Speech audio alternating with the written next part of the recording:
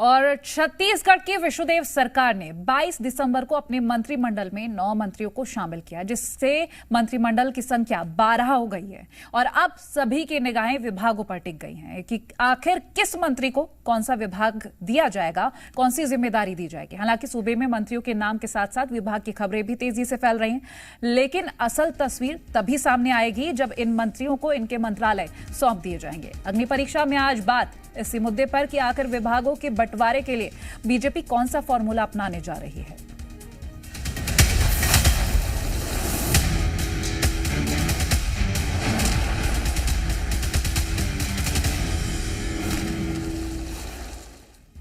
तो देखिए, छत्तीसगढ़ में मंत्रिमंडल का विस्तार होने के बाद विभागों का बंटवारा अब तक नहीं हुआ है, जिसके बाद कांग्रेस प्रदेश सरकार को घेरने में जुट गई है। अब कांग्रेस ने पहले मंत्रिमंडल पर सवाल उठाए थे, तो अब विभागों के बंटवारे को लेकर भी बीजेपी पर हमलावर है, जिसके बाद अब यह माना जा रहा है कि विष्णुदेव सरकार में जल्द ही विभागों का बंटवारा हो सकता है। लेकिन सवाल यही है कि आखिर किसे मिलेगी कौन सी जिम्मेदारी।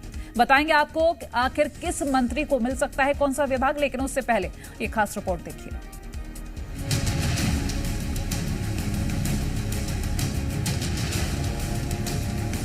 छत्तीसगढ़ में 22 दिसंबर को मंत्रिमंडल का विस्तार हुआ और अब सभी की निगाहें मंत्रालय पर टिकी हुई हैं।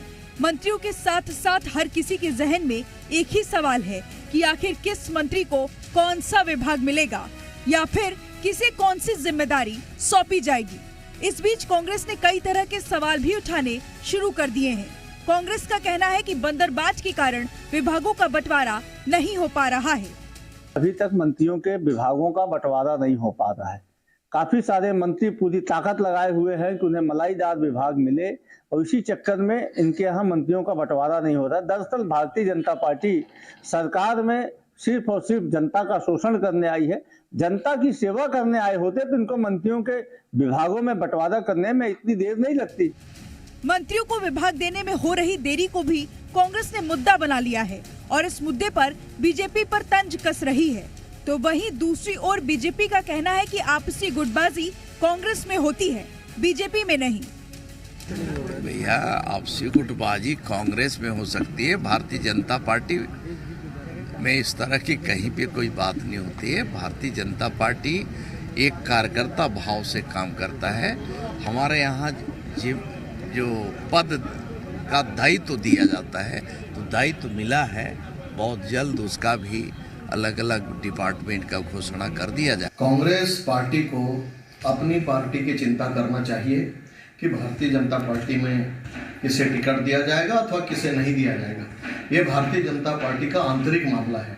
जहाँ तक कांग्रेस की बात है तो कांग्रेस पार्टी को चिंतन करना चाहिए कि क्यों 3 राज्यों में हार हुई। छत्तीसगढ़ की शायद सरकार के मंत्रियों के शपथ ग्रहण को 5 दिन बीत चुके हैं, लेकिन अब तक उनके बीच विभागों का बंटवारा नहीं हो सका है।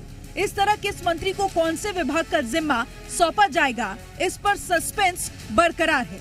वहीं एक तरफ जहां शायद सरकार इस मामले में जल्दबाजी के मूड में नहीं है, तो दूसरी तरफ कांग्रेस इस पर चुटकी ले रही है। देखना होगा कि आखिर कब मंत्रियों को उनके मंत्रालय मिलते हैं। ब्यूरो रिपोर्ट, जी मीडिया।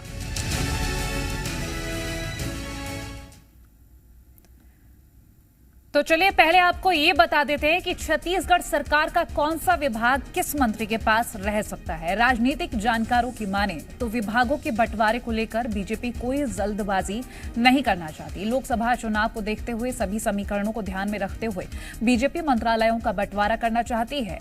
छत्तीसगढ़ में सीएम विष्णुदेव साय अपने पास सामान्य प्रशासन, वित्त, खनन और जनसंपर्क विभाग रख सकते हैं, तो डिप्टी सीएम अरुण साव के पास गृह मंत्रालय, विधि विधायी, जेल और ऊर्जा मंत्रालय रहने की संभावना जताई जा रही है।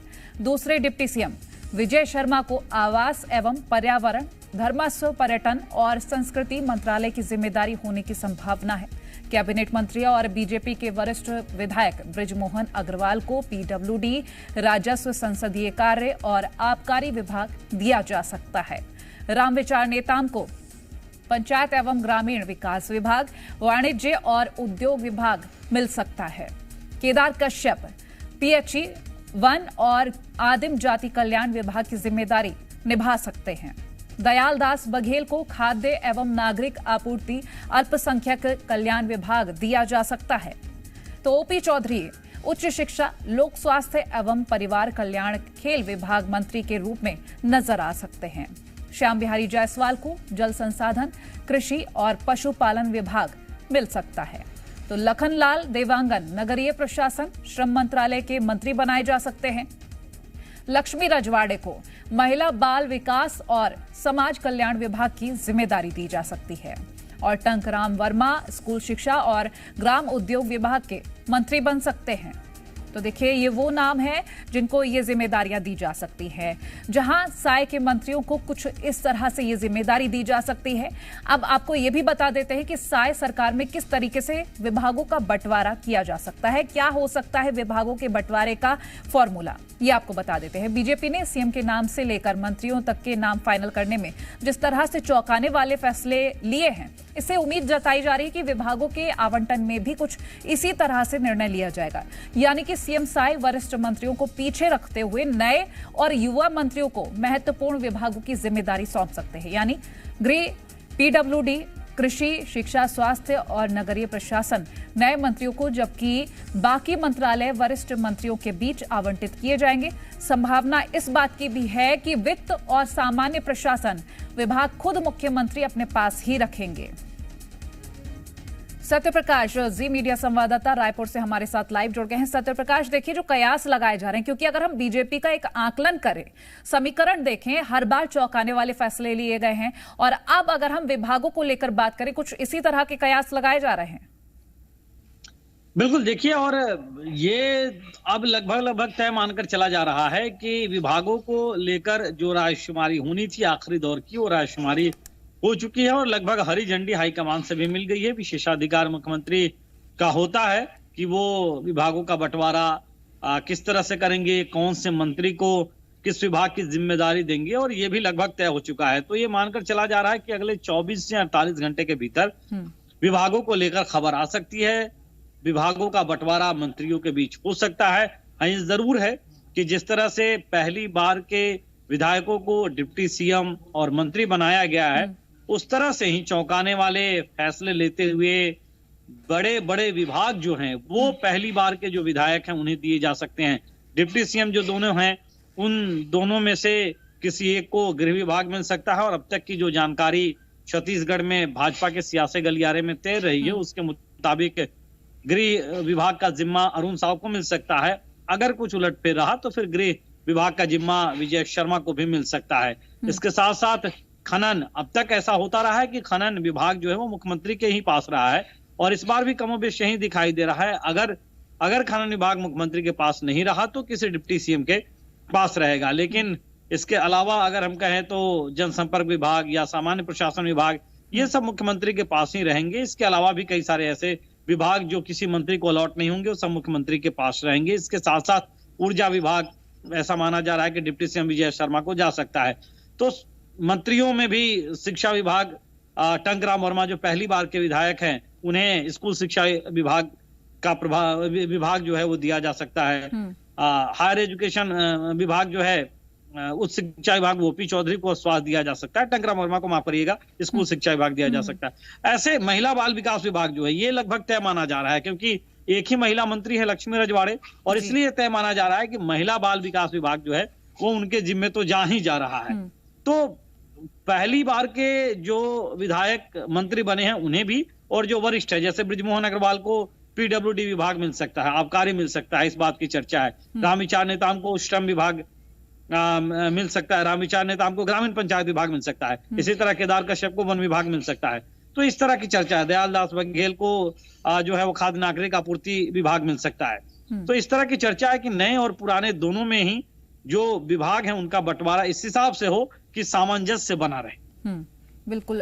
सत्य, देखिए अगर हम बात करें विपक्ष को लेकर, क्योंकि वक्त हो गया है ज्यादा और अब विपक्ष भी हमलावर है, क्योंकि अब लगभग फैसला तो तय है लेकिन अब उसको जारी करना और बाकी है, लेकिन लगातार विपक्ष भी हमलावर है। जी देखिए, चूंकि कई दिन का वक्त बीत चुका है।